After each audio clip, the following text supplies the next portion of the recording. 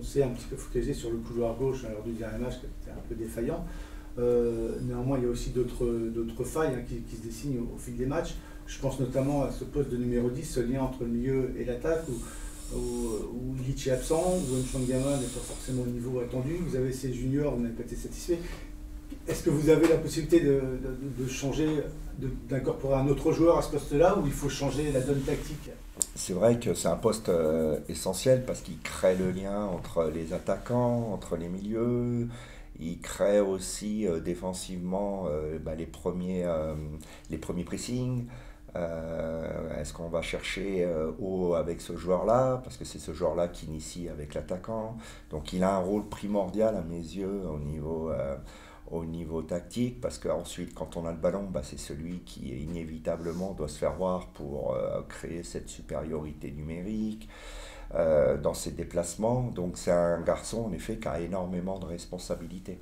Donc j'estime qu'actuellement Youssouf est capable de comprendre ce rôle-là, et c'est vrai que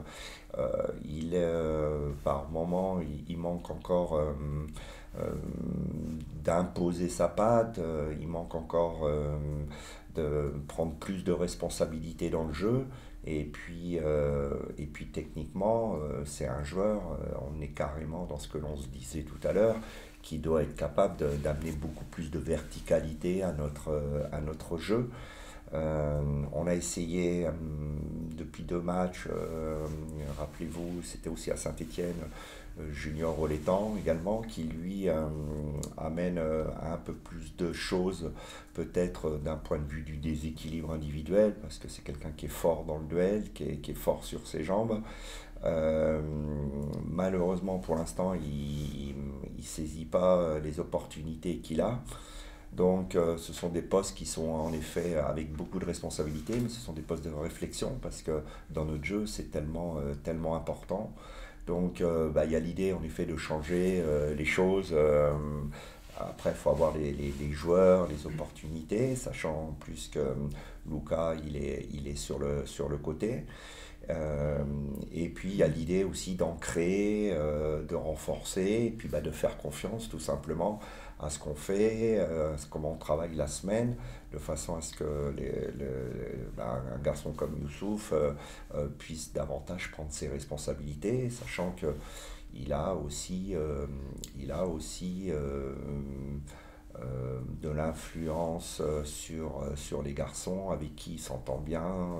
Je pense notamment à Rafiki, je pense à Simon, je pense à ces garçons-là avec qui il y a une très bonne entente aussi. Donc arrivé à un moment, on s'entend bien, on est des bons joueurs, ça doit se voir sur le terrain, inévitablement. Donc on travaille pour ça et on a envie de donner de la confiance pour ancrer et puis renforcer encore davantage toute cette complémentarité. Je sais aussi par expérience que dans ces moments-là,